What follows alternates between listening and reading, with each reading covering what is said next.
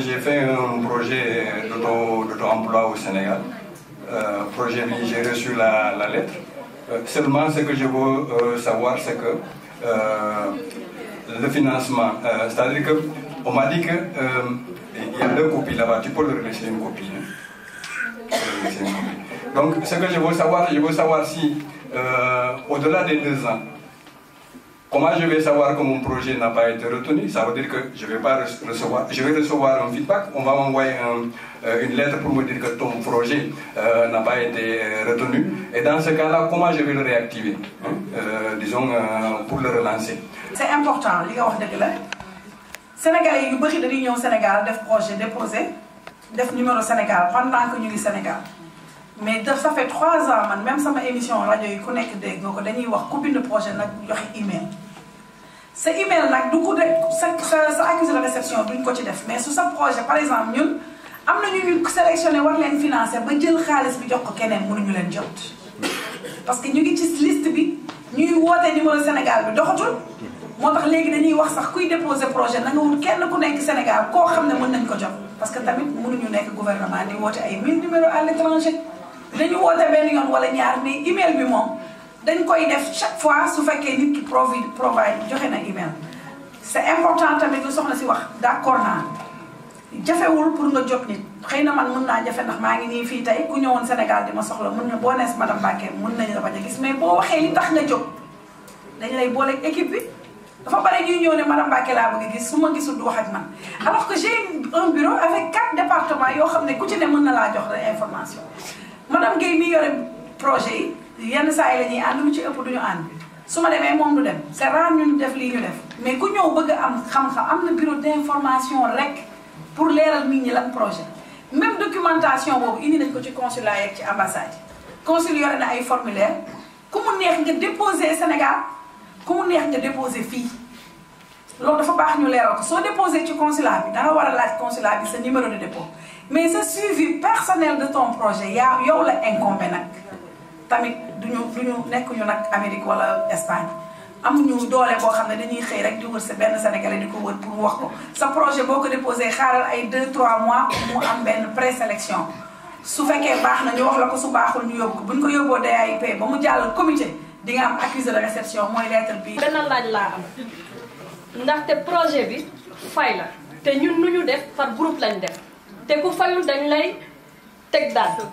te léegi man bu ma fayee Kadiatou Camara fayul wala Binta fayul est-ce que man la ñuy jàpp wala lan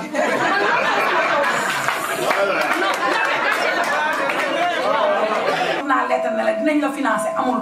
accusé de réception da lay wax ne sa projet baax na étudier nañ ko ñuy xaar comité bi nag ba la sélectionné ba pare ñun dootuñu la sax bind lettre dañ lay wër bañ jot la parce que dañuy def formation benn jour def réunion entre ñoom yóbbu leen ca banque ba ñu ubbi compte ñu def cérémonie de financement bu ñëpp di gis bu ñu fa nekkul it ñu dañoo war a bind procuration bu consulat UDS bu Sénégal de madame Adji Mbergane Kanouté donc ñun ñooy représentant fii à Barcelone donc ñun suñu benn affaire daal la ñu am ñun mag moom ñun ñoo bokk fi ñuy liggéeyee ay xarit lañu comme ay doomu ndey suñ benn seul souci rek la ñu am ñun fin de semaine rek la ñuy liggéey donc samedi dimanche rek la ñu liggéey mais am nañu suñu contrat indéfini mais comme vous allez le comprendre samedi dimanche en fait du 40 heures yi la ñuy réunir yëpp pour mën a am comment nu ma koy expliquer en fait daal heure yi doyul donc moo tax dañu bëgg a def suñu projet parce que ñun ñu ngi dëkk San Andreu de la Barca mais San Andreu de la Barca bi ñu dëkk en fait on s'est rendu compte que amul restaurant sénégalais. Il y a beaucoup d'Africains, des Ghanéens, des Nigériens, am nañu ay Sénégalais aussi mais tamit on s'est rendu compte que Africain daal amul benn Africain boo xam ne repas plat sénégalais neexu la ñëpp dañu bëgg cuisine sénégalaise. donc ñun ñu bëggoon nag employé suñu du lundi au vendredi bi nga xamante ne nii on est disponible on fait rien du tout pour au moins mën ko dédicace pour ibbi suñu benn restaurant. léegi nag aussi question bi mooy xamuñu ñun par exemple fan la ñuy bu ñu defee suñu projet fan lañ koy mën a déposer exactement. c'est une information. yu fa nekk mais un restaurant da ngeen di def étude bi parce que ça peut être un peu lourd aussi pour vous deux peut-être ngeen nekk plus benn groupe bu gën a mag ngeen xool parce que tamit bu ñu leen lebalee mënuñu leen jox yenn somme yi fii mais daf leen étude ngeen xool naka la après dinaa jël seen contact ñu yónnee leen ko vraiment Adji Mbergane sama sœur la te waxoon na ma ko woote naa sax may jotuma leen c'est important ñu def ko par dëkk te yéen déjà comme am ngeen temps lundi au vendredi soo leen ko defee dina am ñeneen ñu ci liggéey donc vraiment dinañu gisee incha allah merci. kenn groupe liggéey ci delloo ñu di et il faut d'abord bi ñu koy utiliser comme ça phase xam nga phase bu njëkk bi d'ailleurs am na ku ko njëkk a wax ni phase bu njëkk bi fii la ñu fekk sincèrement c'était de 5 millions à 15 millions mais il fallait apportation de 20%. mais loolu il faut ñu accentuer ci pour nit ñi xam ne ñi la parce que man su fekkee dama amul lu ma demee heureusement ci explication yi xaw ma ils l'ont bien entendu wala am nañu explication ñëw boo amee nangam ñëw pour leb nangam wala soobee matériel d'accord mais un gars comme man bu fekkee damaa nekk fi ci réew mi awuma 1 franc ma yaakaar ni su ma delloo Sénégal am naa fa sama benn terrain boo xam ne mën naa ci def élevage ma bind sama projet d'élevage boobu pour liggéey si nga ne il faut une apportation de 20% wala 10% mais fan lay jëlee man dama amul moo tax mu ñëw ci yéen donc su ma amee pour def apportation pour 10% pour demander leen avec mes 10% je vais travailler. Je vais travailler avec mes 10% parce que 10% de 15 millions c'est combien? C'est de l'argent qu'on puisse travailler pour chercher quelque chose. C'est un appui moins. Si vous avez un projet de 10 millions, on sous-entend que am nga loo am. C'est-à-dire mënuloo jël sa yëpp nga fekk ko tamit ci FAISE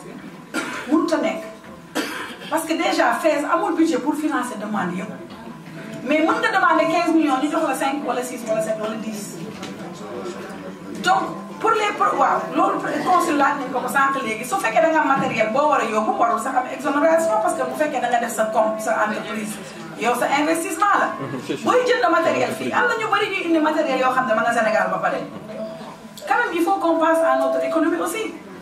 loolu moo tax port ak direction yooyu indi problème parce que da ngay gis matériel yu fa am ba pare nit ñi indi ko di ko jaay nga gis koo xam ne danaa non bëgguma bu Sénégal bu Espagne laay yóbbu mais soo ñëwee dañ lay taxé loo xam ne ci port beeg ci yooyu day metti mieux vaut nga def recherche xool man gis naa ay nit yu indi ay bagages ba Sénégal mujjeewuñu lu dul batam mosuñu koo wàccee booy bu da ngay indi loo xam ne Sénégal daf ko soxla wala loo xam ne même ki nga koy may tey jii ministère de la santé bu ñu approuvé wul li ngay dugal ci biir même bu dee da ngay maye man dal na ma bi ma nekkee Amérique def conteneur boo ay nit saraxe ñaan lu nekk ne dama koy yóbbu Porokhane mosul a génn ba ma yeggee dañ ma ne non lii mënul dugg fii may soog a commencé na mbëkk naa mur bi damaa waroon a commencé par laaj waa Sénégal balaa may waa Sénégal et c'est pas parce que da ngay maye rek que loo dugal ci conteneur bi ñu jox la ko loolu mooy problème bi du ñu laal matériel du ñu acheminer loolu lu ñuy def mooy appuyer un projet ou un projet qui doit commencer start-up wala projet bu commencé ba pare te amuñu fonds pour on n'a pas la prétention de financer toutes les demandes te loolu dama ci appesantir parce que ñu bëri ñu ngi frustré naan ba ma demandé yàgg na mais am na ñu am bërki dem maa ngi toog Espagne ak consul ak ñun ñëpp ci ndaje bu toll nii maa ngi fay xool ay visage ñu bëri ñu am financement benn waaye ñëw rek jóg taxaw naan ma ñun dañoo laajte ba sonn amuñu ma ne ko bul ma taxaw wax Sénégalais yi bu ñuy laaj dinañ la ko wax bu ñu amul dinañ la ko wax waaye bu ñu amee duñ la ko wax ma ne ko fii ñu toog nii gis naa fi ñu bëri fii ñu financé ci la nit ñi commencé jóg ku nekk naan man am naa pourtant moom xamul woon ne fi mu dëkk am na ñu financé mais nit ñi tamit seen personnel la seen affaire la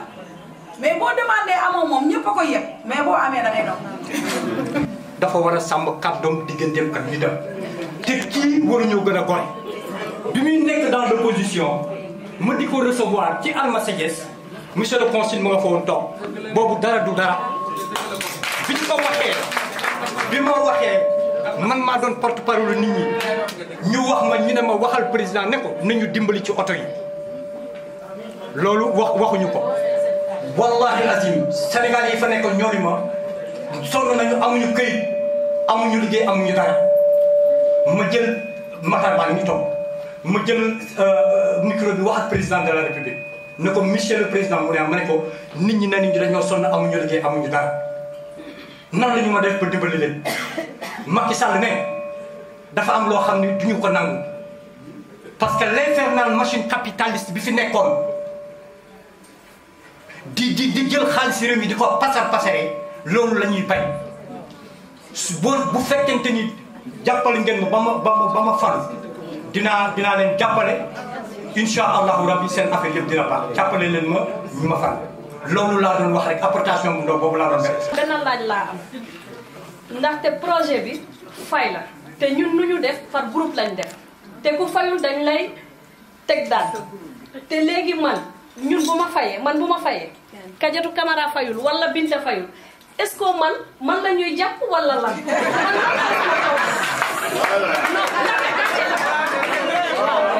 ñu forcer groupe seen bopp suñuy wax groupement c'est pour que ñi nga wóolu nga ànd ak ñoom bul groupé wu ak koo wóoluwul mais xoolal question bi nga wax am na fi man gis naa groupement yoo xam ne dafa am kenn ku fay muy Amérique muy France am na fépp kenn ku fay parce que moo tax bu ñu lay jox dañu la bu ñu joxee présidente bi dañu lay wax tam indil carte consulaire yu ñeneen ñi na ñeneen ñi signé wax li ñu jël parce que yow mën ngaa fay ñeneen ñi fay ñu mais buñ duñ la topp yow ñeneen ñi la ñuy topp mais booy groupé wu tamit da ngay groupé wu nit ñoo mën a àndal liggéey ak ñoo mën a ñoo wóolu kenn forcé wul kenn ñu groupé wu mais yéen déjà am ngeen man je suis en train de penser à ça seen structure yi ngeen am mais ñun bu ñu defoon partenariat ak ñoom mën nañ ko def man j'ai jamais été saisie de la question mais bi ma gis tey li ngeen bëgg a def ñun loolu la ñu bëgg a def te déggante wuñu sax Espagne la ñu toog fii tey rek ñu kooku di expliquer ñu xool ne ah ok pourtant ñun xam nañ ne lii day dox groupement yi day dox si et seulement si nit ñi bëgg a ànd liggéey il faut que tamit ñu xam xol yi ñooy ànd j'ai parlé de la générosité j'ai parlé de l'expertise des Sénégalais mais nit ñi tamit dem naa ci dëkk financé benn groupe ba ñu toogee ca salle bu ñëpp dañoo àndandoo def seen groupe ma kontaan bind groupe yi téye ma yegg sama hôtel ñetti nit woo ma ñetti jigéen ñi suñu mbokk jigéen ñi ki ma njëkk a woo dafa ne ma war a Mbacke génneel sama tur maag ñooñu ànd ñu de dama ko doon wax j'ai un problème te dama doon financé ci keneen ki ñëw ne ma jëkkëram woo ma ne ma sama jabar bokkul ak ñooñu de di def turam léegi man je suis confuse maa ngi ci dëkk nekk ci hôtel war a tëju war a jël ay décisions basées sur loo xam ne dañ ko wax ci mbooloo ak loo xam ne dañ ma ko wax ci biir néeg qu'est-ce que je dois faire c'est pas facile moo tax yéen a ñu mën a jàppale ak structure yi fi nekk ak moo tax ñuy jaar consulat ak ambassade parce que mamade maggi joni irede neɗɗo fedde communauté Missira communauté Bumbuyel communauté Komoti communauté Janke Magam communauté Bani Israël communauté Dugge communauté Sadat e communauté Boudik Fam ɗiɗo communauté ji jeetati ɗiɗo ndeɗo fedde donc fedde nde ɗum fandar may ko yitte liggade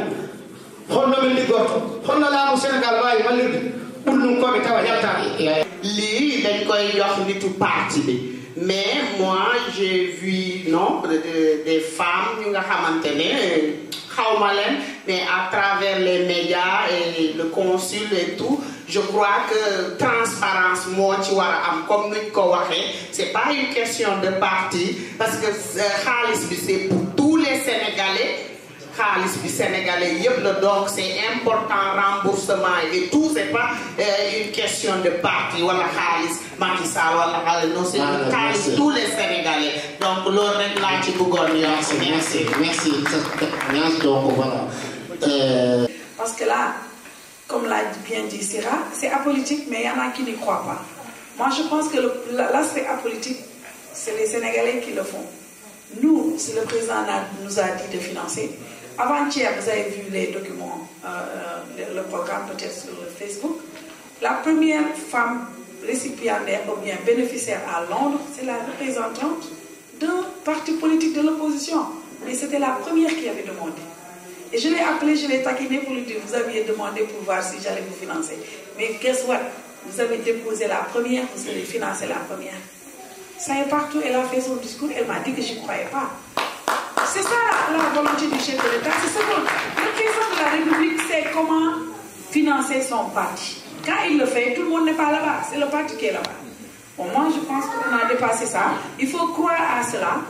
Moi-même, j'ai été, comme je le dis, nous sommes issus de la diaspora. Madame Gueye était en France, j'étais aux États-Unis. On comprend l'attitude en général des immigrés par rapport au gouvernement. Et ça, on essaie de tout faire pour montrer aux gens que ça change. Et ce changement s'impose par rapport à la diaspora aujourd'hui, par rapport à nous-mêmes. Moi, par souci de transparence, aux États-Unis, j'étais là-bas, j'ai jamais connu le FES. Il n'y avait pas de demande. Il y avait 3 personnes financées par le FES. Tout le reste, c'était autre chose. Mais quand je suis venue, j'ai fait une campagne. J'ai dit, mais la diaspora commence par la Gambie. La première personne financée, quand j'ai été nommée, venait de la Gambie, un jeune qui savait faire des téléphones, réparer des téléphones. Et il venait nous dire, mais pourquoi la diaspora? J'ai dit, mais vous êtes de la Gambie, on va vous financer, faites votre demande. ziaré ak yéen ñi fa toog ñëpp di leen sargal lii nag moom am na solo torop ndax man de xaw ma woon lii na dinañ ko def fii dem naa Sénégal dégg naa ko déposé naa lundi passé xaw ma nag ndax dañ koy def par groupe wala individuel parce que man individuel laa dugal am naa sama bilan laboral mooy am naa expérience bi am naa sama CV li ma déposé maîtriser naa ko xaw ma nag ndax Sénégal dina fa mun a baax ndax gis naa ne léegi commencé na am ay màgget gis naa ne Dakar am na fa waaye comme région yi la ñu gën a favoriser bi may dugal expliqué nañ ma bu baax man ko bëgg a def booru Diamniadio bien que Thiès am naa fa fu ma nekk saa yu ma demee vacances Thiès damay sama temps yëpp mooy dem ci hôpitaux yi jàppale leen ci sama mën-mën ak sama kattan ñi nga xam ne néew ju doole lañu ak màgget yi man ci laay yëngu ñi nga xamante ne mënaluñu seen bopp man ci laay yëngu. Ensuite benn question mooy madame xawma commission yi ñaata yoon lay réunir ci at bi ak naka la ñuy sélectionner. Surtout mooy man mi def individuel ndax danañ ma accepter wala il faut que ñu nekk groupe wasalaam. jërëjëf. ok wax encore. léegi Fassar Sow. 104 femmes aujourd'hui. Elle fait des oignons, et des patates, et des maïs, et tout ça. Non, ça fait le manioc. Maintenant, et deuxième point, monsieur le consul, pour le problème de documents administratifs. Parce que nous, on peut déposer des dons, on a des dons ici, on peut faire la demande, pour l'exonération et tout ça aussi, ça nous pose beaucoup de problèmes. Même les partenaires aussi. Je voulais aussi un peu d'informations et quel document doit être passé, tout ça, pour comment je peux présenter dans notre logiciel. Merci. L'association qui est une association partout dans la diaspora. Donc, je pense qu'on aura une copie de... Si vous l'avez déjà déposé, le consul va nous l'envoyer. Sinon, on comprend que c'est un projet important. Donc, je vais attendre un peu la traduction pour y revenir. Donc, pour Madame Sira Diallo, vous avez raison sur la formation. D'ailleurs, on ne finance pas sans former. Au Sénégal, on a des journées de formation pour les bénéficiaires avant le financement. Et nous comprenons bien que cette dialectique est importante.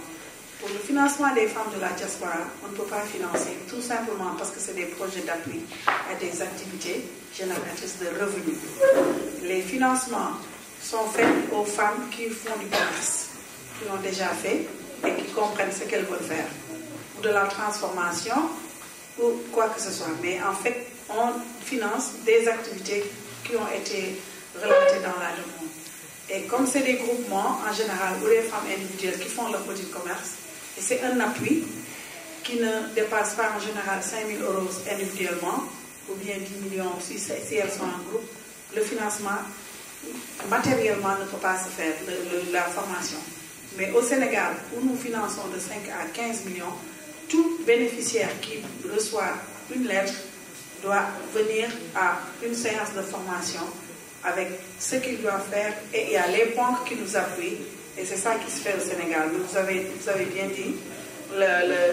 l'accompagnement est important en amont et en aval. Le projet a été très bien présenté. Mais on dit que la Tchèque, il y a côté.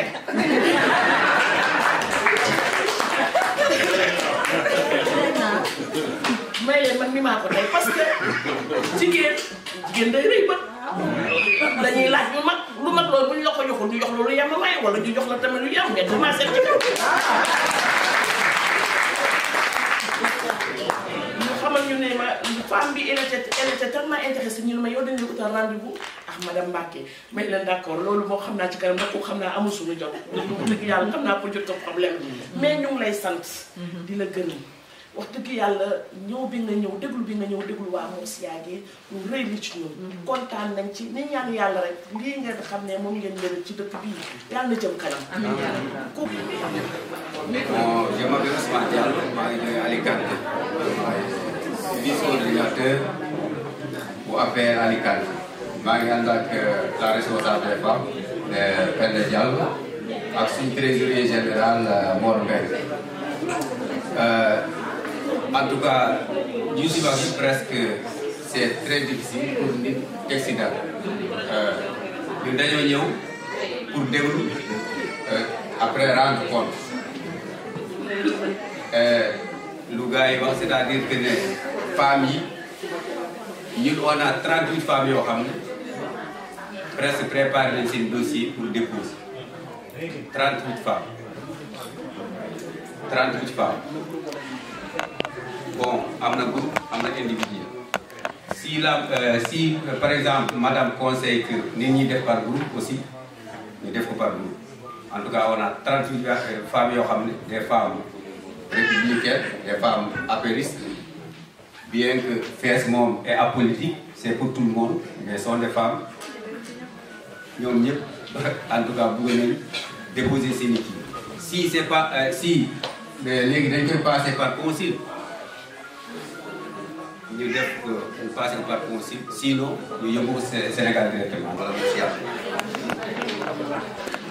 di wax ni ñoo ngi nuyu conseil général kontaan nañ si moom trop ak madame Naata Mbacke ak madame Amady Mbengue ak madame vraiment li ñu bëgg a wax ci affaire financement bu FES bi côté bi ma nekk déposé wu leen yàgg na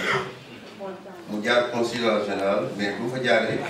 yàgg na mais amuñu benn kii toujours nag dañuy yónni naan yéen da ngeen di dem di wax rek pour zéro noonu leen non demul loolu parce que kuy wax di wax ñun la toujours yow lu am lu ñu invité dañuy ñëw ñun fu ñu woo lañ ñu nangu la ñun nangu la ñun waa Calvé ak waa Lucia ci association bi président bi nekku fii mais man coordonnateur laa ci côté bi comme que lii nag FES la te amul du affaire politique affaire yu ñëpp la vraiment dama bëggoon li nga xamante ni mooy affaire xaalis bi jigéen ñi nga xamante ni déposé nañ de côté boobu mosuñu gis dara ñun suñu côté boobu amuñu ci dara te toujours man damay dem su ma ñëwee damay ñëw rek wax gars yi ni ah waaye nañ ko mun wax toujours nag loolu rek lañ may wax da tey bii woon nag dama bëgg côté Calvé ak Lanouchia li laay war a sóori ñu jox ñu dara ñu am dara pour parce que yow toujours rek dama ma direct consul xam na li may wax man fu ñu ma woo muy Ismaïla Diouf damay gis fu nekk mais toujours damay ñëw bravo comme ça laay demee comme ça laay loolu bëggoon ko woon. À propos de la localisation parce que nee ngeen nit ki su demee ba am un projet laaj na mu xool par exemple fa mu dëkk su fekkee par exemple am na critères yoo xam ne dina mën a tax mu suuxat projet bi parce que par exemple man mun naa dëkk Dakar et je pense que ne à Thiès sama projet foofu lay gën a dem donc day mel ne nit ki dañ koy imposer pour mu def ko dans sa localité parce que à part le projet yow mun nga dimbali sa localité dans un autre contexte. Il y a aussi le fait des deux projets parce que ça Madame Bousso wax na ne am na projet boo xam ne amul apport amul intérêt parce que aussi du fait que man damay dem pour rendre compte je veux au moins que à 80% moom leen wax loo xam ne xam na leer quoi parce que mun naa fàtte leen mais du doon naa nga dem si leen quoi. À part ça vraiment je pense que ne si réellement ce qui a été dit sur le terrain c'est plausible je pense que c'est une très bonne solution pour le Sénégal à la diaspora. Donc je remercie tout le monde. ginnaaw bu sant yàlla bu ne ci Seydina Limamou mbokk yi ñu ngi leen di nuyu di leen ziar ñëpp di leen wàcc ci seen waxtu ñu ngi am mbégte ak kontaan lool seen teewaay ak man nag maa ngi sant waa Moussa leen gërëm vraiment parce que gis naa seen jàpp parce que man maa ngi jógee Malaga ñëw fii mais li ma dëkkee fii ba léegi daal mais vraiment seen jàppoo seen booloo vraiment loolu lu am solo la loo xam ne seetlu naa ko ci waa Moussa yàlla na ko yàlla gën a jëmal ko ak ñu nga mbégte nag ci seen teewaay waaye nag di ngeen ànd ak koo xam ne moom mooy Awa Cheikh Mbengue ñu sunu cousin parce que nit bu teewee bu dee wax ay baaxam dañu war a wax ni mbokk yi ñoo ko Awa Cheikh Mbengue ci social bi ngeen ko dénk man nii wax ak yow yàgg naa ci àll bi mais ça fait 15 personnes yoo xam ni am nañ séjour ci sama loxo te ci moom la jaar.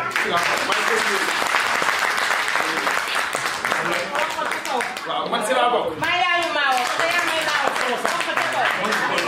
social bi ngeen tuddee kooku yéen a nag moom man boobu kàddu rek laa amoon ci li ma koy wax muy bu am solo ñu ngi koy ñaanal yàlla na ko dënd jëmale kanam. ñu nga am mbégte nag ak kontaan ci seen tawaay lool wax dëgg yàlla dañoo mënewul wax mais kontaan nañ daal wax dëgg yàlla yàlla gën a jëmale nii ci kanam. da ngeen jëf. merci jërëjëf tonton Abdou. alors léegi nag ñu jox suñu sëriñ bi nga xam ne suñu sëriñ la mooy président daayira Cheikhul Khadim suñu sëriñ suñu imam parce que day laaxatu mooy sama grand frère Malick. déposé ko Sénégal wala dara mais mun nañu xool comme li nga wax rek comme bañoo dara bañu leen dara dinañu seet noo leen di regroupé woo ñu ànd ci jàppale leen ci loolu parce que appui la. beneen question bi nga xam ne peut-être moo jar ñu def ci ñu wax ci mooy li mu wax taux d'intérêt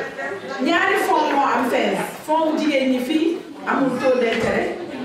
suñ la lebalee dañ lay may 3 mois nga fay ko en 18 mois wala nga opté ñu jox la 1 mois nga fay ko en 24 mois liñ la jox dañuy diviser par 24 nga fay donc duñ ci teg taux d'intérêt loolu président moo ko décidé muy financement jigéen ñi fii ci pays d'accueil moo tax mënuñu ci jox somme yu bari parce que buñ ci jox yu bëree bëri li ngay fay par weer dina bëri ba nga xam ne doo ko àttan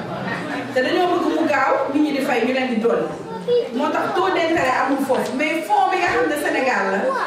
te dinañ fa wàcc ay documents wala dama leen di exhorter yéen ñëpp ngeen dem ci pays d'accueil ngeen dem ci site FAISE wala ci Facebook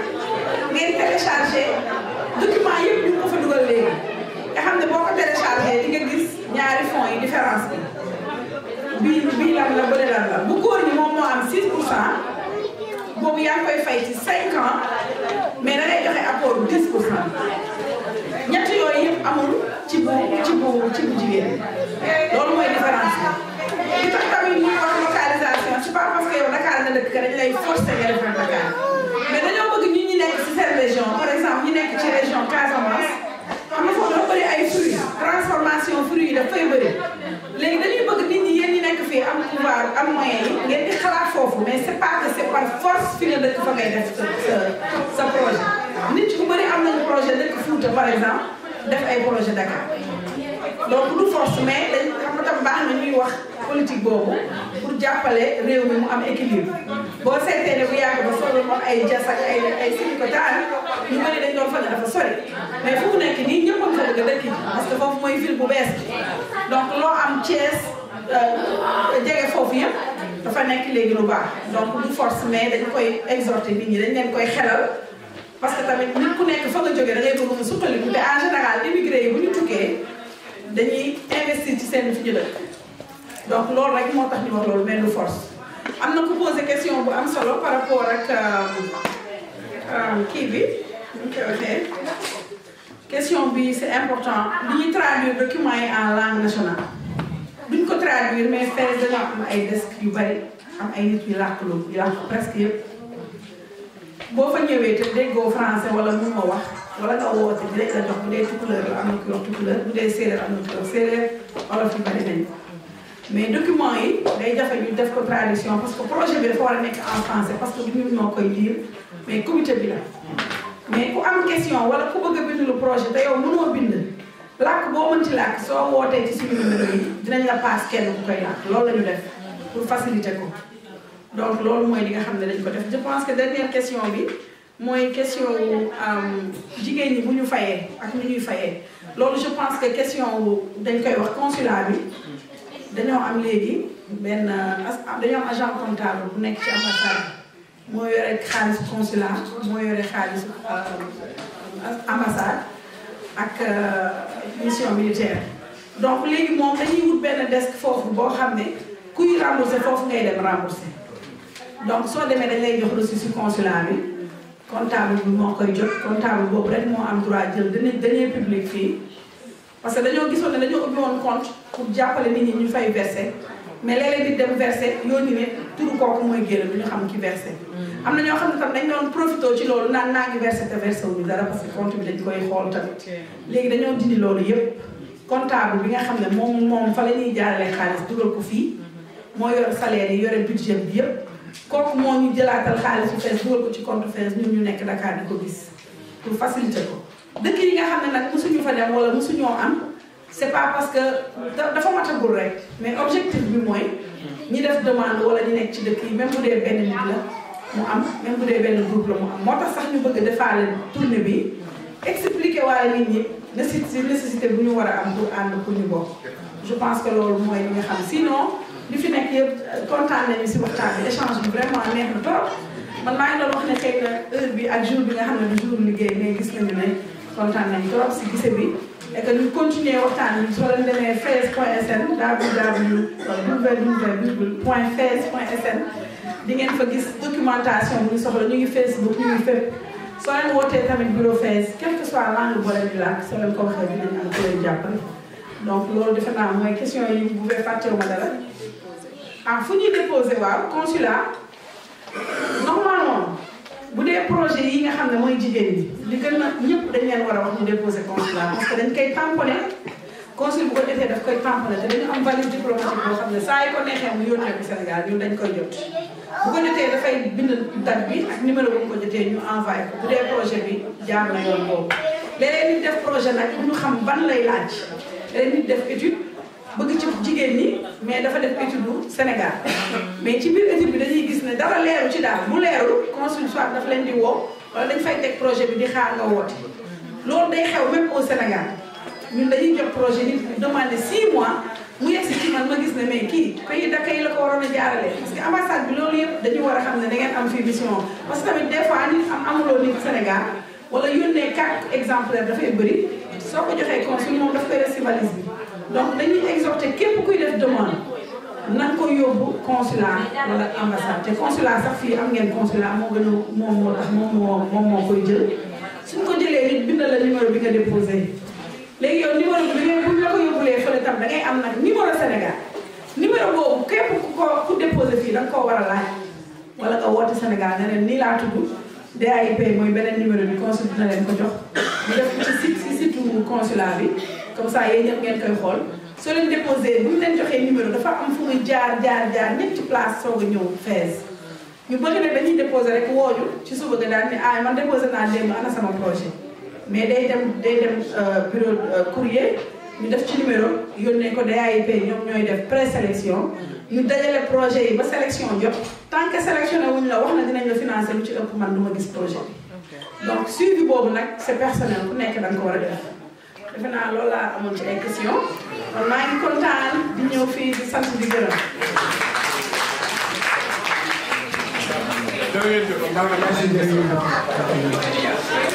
may représenté jigéenu Torofane dañoo bëgg a wax nag ñun waa Torofane mosuñu ñoo gis jigéenu Torofane ba laa mosuñoo fekkee mosuñoo bokk ci dara moo tax tey ñu ñëw tey bi ñu waxee tey réunion bi ñu ñëw pour mën a bokk dañu bëgg a liggéey ñun waa Casamance nag ñoo gën a bëri nag ci Torofane ñun jigéen ñi loolu laa mën a wax te bëgg nañu liggéey xam nañu ne li ñu mën a def di génne Casamance ñoo indi ko fii bëri na torop moo tax ñu bëggoon ñu ñëw teew fii tey pour mën a bokk bu nekkee ñu mën nañu bokk tam ci financement bi financé ñu bëgg a liggéey yàgg nañ koo wax nag même Awa Cheikh daan naa ko wax ni ne même bëggoon nañu bind demande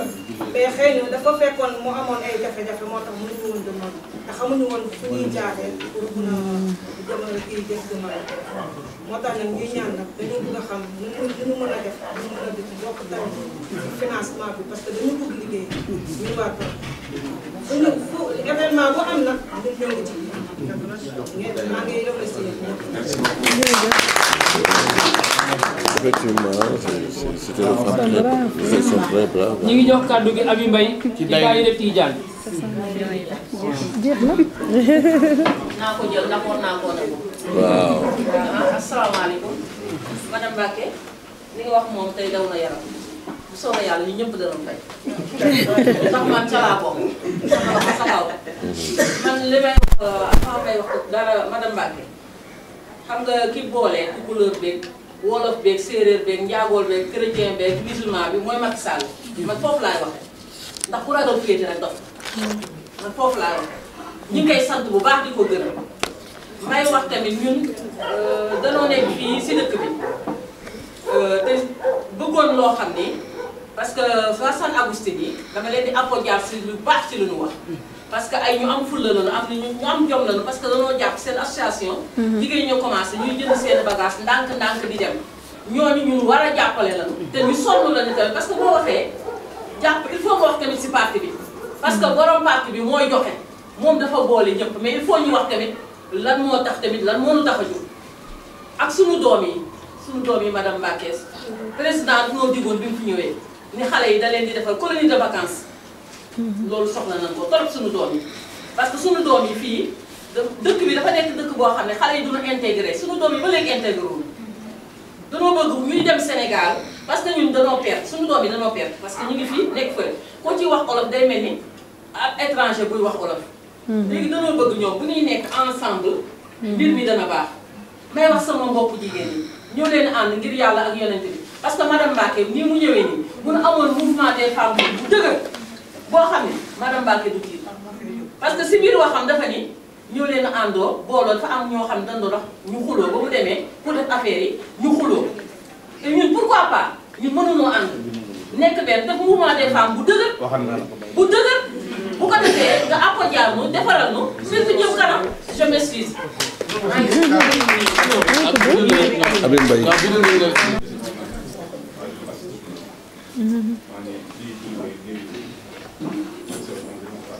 jërëjëf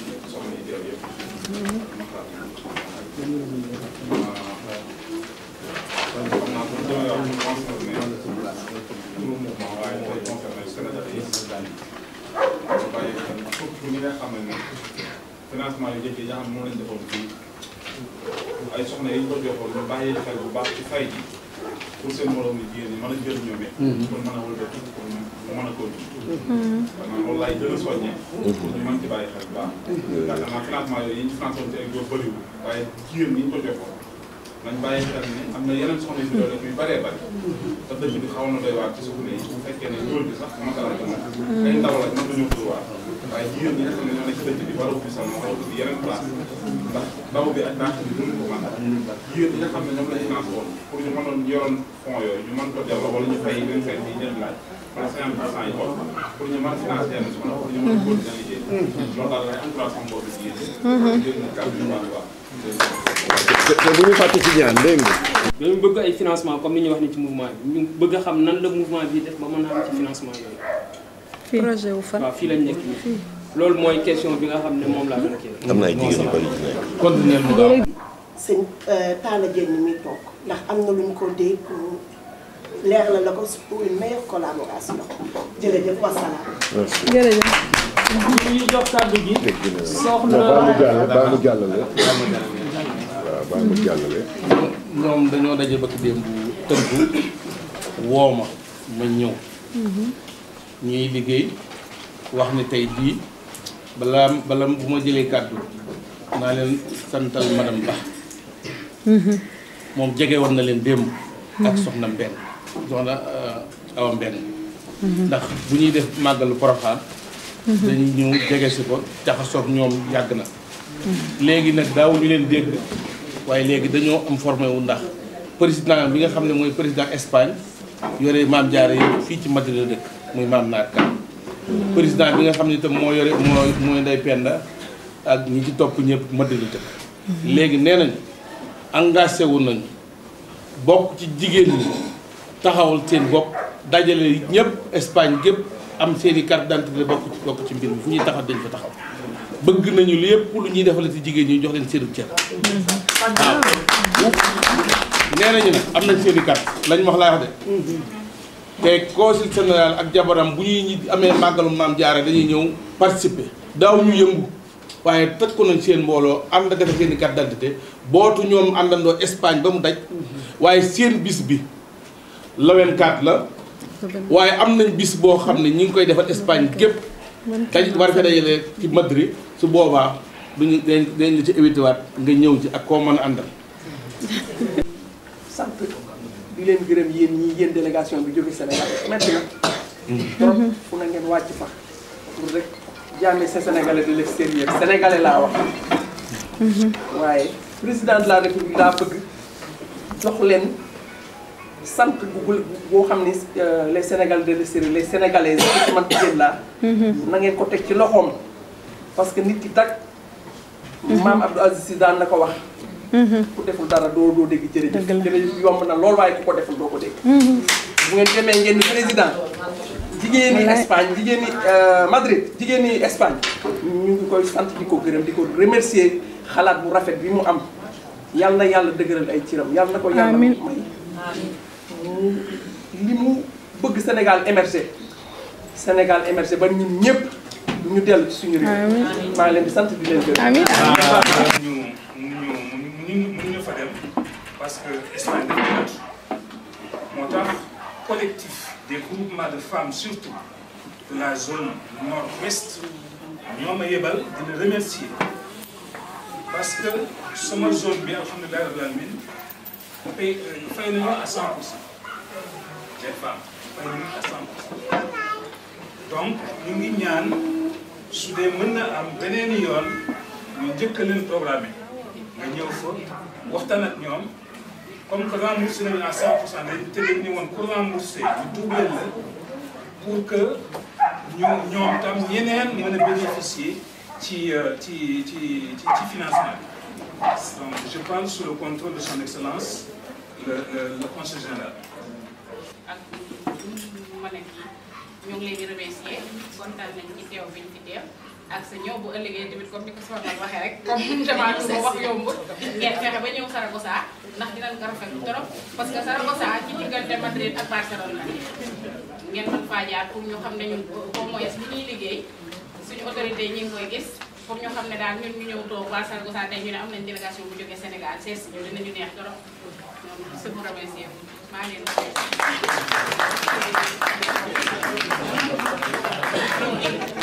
léegi ñu jox madame Mbacké pour mu tontu ñi ñu jot a wax après ñu ko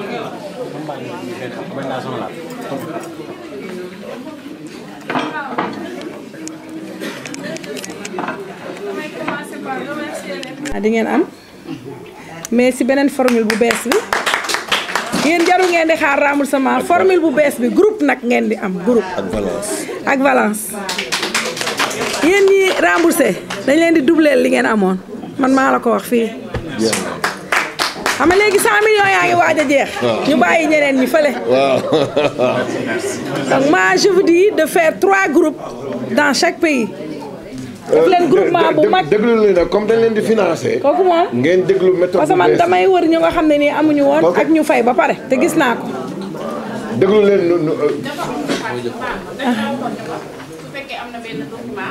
mu ngi nii yow kay noppil dina la ko jox yow moom dama doon xaar rek ku ñu mën a jox document bu bees bi parce que bii mooy projet bu bees bi groupement yi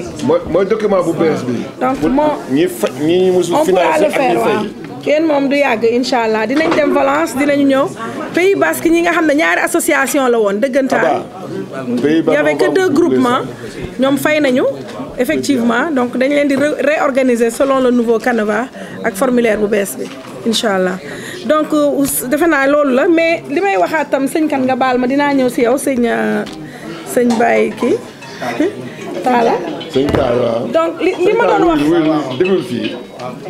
waaw soxna Ndaak lu mu wax dafa am solo parce que par exemple lii ngay wax rek dafa am lenn partie boo nga xam ne dañ ko war a souligner ci li nga wax mooy nee nga foofu ay femmes APR lañu dañoo mer ngeen rejoindre groupe femmes APR yi ma mere ndax non dëgg la y a beaucoup de femmes yu ma mere di ma wax lu nekk parce que dañ ne jàppalewu ma parti bi mais lii xaalisu sénégalais yi la te man noonu laa ko nar a defee donc loolu aussi ñoom nañ ko comprendre c'est pas parce que ay APR lañ leen war a financer seen demande yi ñu defoon nañ ko fàtte te ñu def yu bees jaarale ko ci circuit bu bees ñu am ci xaalis bu bees donc je pense que loolu baax na ñu wax ko donc ñi nga xam ne dañu fay aussi c'est important ñu def dama ne woon dañuy xaar ba après ñu xool ñi fay ñëpp parce que am na ñu fay dañ leen di joxaat te loolu dañ koy doubler parce que loolu la ñu def si dëkk yëpp donc beneen bi mooy sëñ bi li nga wax am na solo sëñ Talla ñi nga xam ne nii dañu fay li nga wax yow wax nga sax affaire askan bi ak li ñu war a wax mais sa question budget góor ñu màgget waaw góor ñi ak social bi loolu yóbbante la dinañ ko wax kii à kii de droit ñi ko war a dégg dinañ plaider jàppale consul ndax li ko dal nag moo ñu dal ñun ñëpp suñu poos yi rek la ñuy génn di joxe ndax suñu président moo bañ loolu donc mais dinañ ci plaider wax ci social bi mais góor ñi ñu ngi leen di jàppale mais pour jàppale leen fii comme lii bu soxna bu sa wax na ko sànq parce que lii période bu bees la woon ñu ubbi ko fii il faut ñu am ay xalaat innovation daal yu bees naka lañ ko mën a defee ñu proposer ko président parce que par exemple DER bi muy wax nii dégg naa barki démb wax na dina si jox waa Niamey kon renforcement lay doon ci fees mais li ma leen di ñaax mooy ngeen regrouper def projet boo xam ne day am impact économique fee parce que tam xaalis Sénégal bu ñu ko indee fii mu jëriñ waa Espagne xam nga li ma wax bien que yéen li ngeen am di ngeen ko delloo fee mais impact bi na ëpp fee c'est-à-dire ni ngeen xalaatee ñu financer leen fii da ngeen ciy xalaat def plaidoyer rek déglu ko seen président moom bu yenn saa yi bu ko neexee mu ne waaw léegi bu ne waaw suba ma indil góor ñi produits locaux waaw nañu def loolu da ngeen di def projet boo xam ne wala plaidoyer boo xam ne xam nga nit ñi des fois dañuy kaas seen droit mais ni nga koy kaasee mooy tax mu mën a nekk da ngay xool lenn lu mën a nekk lenn lu nekk utilité réew mi sénégalais yëpp gis ci seen bopp troisièmement mu nekk loo xam ne nii waa Sénégal duñu gis ne dañuy affaiblir suñu économie di jàppale économie ñii parce que président vraiment maa ngi fàttaliku buñ ko njëkkee laaj ne ko est-ce que sénégalais yi nekkul en règle dañ leen war a financer ci fees bi ci saa si dafa jël parole daal ne sama yoon nekkul ci sénégalais bu nekkul en règle Bruxelles sama yoon dafa nekk ci dëkk tubaab sénégalais bu ñuy financer daal na am carte d'identité ak carte consulaire la nga seq ak dëkk ba nga nekk yaak ñooñu la mais mu tourné ne ma madame Mbacké financer les sénégalais de l'extérieur lijjanti wuñu leen ay séjour rek seeni programme mais y avait quelqu'un ku ànd ak président mu ne ma lii ngeen di def c'est dangereux parce que nit ku amul kayit bu amee benn problème du fay mën ko may nañu ñaan yàlla ñu bañ a am problème toujours da ngay positiver rek xam nga donc loolu yëpp ay ndimbal la yu ay nit laaj rek mu nekk mais au début dañ doon wax carte consulaire pour nga am ko foog nga def lii xam nga ci la ñu waxee ne ku am carte d'identité nationale am carte consulaire c'est biométrique dañ laa war a financer donc dinañu jéem a xalaat ci loolu pour yokk budget bi ak yooyu parce que c'est vrai que nit ñi li ñu mënatuñ ko te xëy na góor ñi bu ñu groupé def loo xam ne nii damay xalaat toujours projet avion yi ñuy wax Amérique dañu xalaatoon par exemple màggal bu nekk ñu jël xaalis teel a jënd billet màggal yi jox ko Delta di ñu jox pourcentage ci ñiy jënd màggal ñiy jënd billet par exemple su billet bi jaree 600 000 CFA Delta dafa doon wax soo leen amee 100 sénégalais yuy dem màggali dinañ ci wàññi billet bu nekk 200 wala 100 000 ñu commencé woon ko fa def ba commencé di am fond de caisse suñu daayira bi mais xam nga sénégalais yi rek ñenn ñi dañuy foog ne ñeneen ñi dañ leen di nax ñii commencé di jënd ji American Airlines ñii di jënd ji feneen ak feneen mais par exemple yéen Italie dama gis ne nit ñu bëri dañuy dem yéen amu leen problème mu kayit yu bëri Espagne ak Italie donc yéen dëkk ba jege na leen xalaat leen ci yooyu par exemple un projet qui fera que da ngeen di indi ay fii ay affaire di ko yóbbu foofu mu gaaw donc man dinaa ko proposer proposition la et puis ñu wax ci rek ñëpp yuuxu rek ba xam donc je pense que répondre naa question yëpp yeneen montant bi aba problème bi ñu am mooy lii ci fees bi jigéen ñi fi toog nii am naa fi kii sama doom la bàjjanam nijaayam bu lay sëyal maa ko yar bu mu nekkee bébé ba tey musul am financement waaw damaa ñëw financé mu ne ma financé nga ñëpp joxoo ma ne ko am munoo am wallaahi c'est pas parce que sama mbokk nga mais demandé wul woon xamul woon li xew mais demande bi moo bari léegi yow soo amee 100 demandes léegi yow nga am 100 millions yoo war a joxe sa programme mooy parce que duñu banque xam nga soo demoon ci banque moom danaan la yow kii moom pour mu réussir projet am foog mu am 15 millions mais banque bi daf ciy teg taux d'intérêt bu bari ay 18-20%. mais ñun comme dañu ko tuddee fonds d'appui dañ lay appuyer ci li ngay def te yow sa projet boobu dafa am solo di tax xaw ñu gën ko jël mooy projet bu innovant la maa ngi koy wax sànq am na beneen sénégalais bu jógee France bu ko bëgg a def affaire recyclage dafa nekk lu baax ci environnement dafa nekk lu ñu war a yar waa Sénégal mais bu ñu la joxoon 15 millions dinañu bàyyi ñaari nit ñoo xam ne xëy na kenn ki 3 millions dina ko yëkkati xëy na keneen ki bu amee 5 yi dugal ko ci benn banque joxe ko garantie dina am 15 c'est-à-dire naka la ñuy utiliser xaalis bi loolu rek ay problème donc ñun comité bi su sélectionné dañuy xool par exemple poulailler ñi daan demandé 10 millions 15 pour poulailler dañ koo dagg léegi boo dugalee poulailler systématiquement yow 5 millions lañ lay jox parce que xool nañu ñun ne poulailler avec 3 millions 500 nit mën na cee def projet poulailler 3 millions 500 la nit ñi soxla mais FAISE moo ne 5 millions lay commencé man maa ngi ko bëgg a changer sax il faut ñu changer ko parce que 3 millions doy na lu tax ñu lay jox 5 millions damay wax toujours exemple benn maire bu nekk Mali waa Mali dañoo def 4 groupes groupement des restauratrices ñoom ñëpp ci benn marché la ñu nekk di jaay ceeb lekkut Sénégal groupement des teinturières nekk ci benn marché di defar cuub groupement des commerçantes ak groupement des coiffeuses bañ demee di leen financer 100 millions bi dañ koo jox 4 groupes mais groupe bu nekk am na ay nit ci biir mais ñoom dañoo seet kii nii kii jaay ceeb am na restaurant bu tuuti kooku est-ce que 1 million lay soxla kii jox 500000 fa laa gisee ku ñu jox 500000 mu ne moom soxlawul 500 ma ne maire bi waaye yow ñu lay lebal 500 nga ne doo jël mu ne ma soxlawuma 500 man sama ceeb bi plat téeméer la maa ngi ciy dund di ci tedd am naa ci kër am ci lu ne xam nga lu ma soxla 300000 yu ma jëndee benn moto vélo ñu may defal sama delivery xam nga ne kii moom opération la doon xalaatee am ñoo nga xam ne dañ ne man sama cuub yaa ngi nii ci ay wëlis billet avion donc laay jël dem jaayi ko Sénégal su may ñëw fay la donc dans le groupe jigéen ñi bu ñu groupé woo dañuy xam ku nekk ñaata nga mën a fay ñii letti dëgg am salon mën a jël 1 million wala 2 wala 3 bokkul ak ñi nga xam ne ñu ngi soog a yegg si jaay yu sew la ñu mën et c'est ça qui fait que entrepreneuriat bi day yomb bu ñu groupé et il faut penser à ça selon seen dëkk boobu xaw ma naka lañ ko defee woon mais wax naa ko Italie dem naa fa def lu mel ni il y a 2 ans je pense waxtaan ak ay nit ba ñu def groupe pour ubbi supermarché damaa kontaan ñu ne dañuy def supermarché boo xam ne produit sénégalais rek lañ koy def lekk ko ñu invité ma le 9 mars le 19 mars ma dem foofu def discours mais bi ñu ma wanee seen projet bi benn expert leen ko bindal dama leen ne yéen moom maa ngi yegg di lijjanti 15 millions yu ñu leen jox mais yéen lii dafa baax yéen ñu wan ma ay stock yëre Sénégal ay dàllu ngaay ak ay tissu ay affaire yu Sénégal la ñu dajale woon indi ko mais ba ma fa demee ba wax ak ñoom ba war leen a financer damaa yegg Sénégal juróomi nit ci ñoom woo ma ñun moom àndatuñoo ak ñoom ñun moom bokkuñu tas groupe bi dañ leen a dig rek ngeen tas yow léegi bu ñu leen joxee foo leen jëm j'étais tellement sax dafa ma naqari ma woo président bi ma ne ko ku góor la woon ma ne ko yow yaa jiite jigéen ñi jubale leen mu ne ma madame Mbacke daal ba nga leen waxee di nga leen jox lañu fi xuloo xeex rayante fi te matu ay 20 personnes la ñu woon mais dëkk boobu bariwul Sénégal bari na Sénégalais mais 20 yooyu ñoo yore natt yoo xam ne ay 5 millions la ñuy teggi par weer mais ñooñu mën nañu ko mais elles se sont chamaillées pour une raison ou une autre waxatuñu waxu ànd donc ànd bi day yokk li nga mën a def nañ leen inciter te loolu moom la FAISE di commencer def te bu ko président waree rallonger au-delà de 2018 il faudra que ñu xam loolu parce que FAISE bi li bu soo wax dëgg la et j'en profite pour parler de mon frère moom mii nekkoon na administrateur du FAISE monsieur Dioum léegi nii je pensais que présenté wu na ba pare mais bu mu nekkee administrateur du FAISE moom xam na li ñuy wax fa mu nekkoon ba mu fa nekkee ak léegi c'est 2 choses différentes fu ma gis daf may naan ci man ba léegi je n'y crois pas affaire yooyu parce que fonds bi dafa yokk programme yi yokk demande yi yokk impact bi yokk donc je pense que loolu baax na yéen ngeen bàyyi ci xel jigéen ñi nañ ci bàyyi xel ñiy def benn activité yu nuroo ànd leen soo leen àndee ñun day yomb su ma ñëwoon ci dëkk bi joxe 100 millions jox ko 10 groupes ku ne 10 millions moo ma gënal parce que man 10 personnes laay fayeeku mais fu mu nekk nii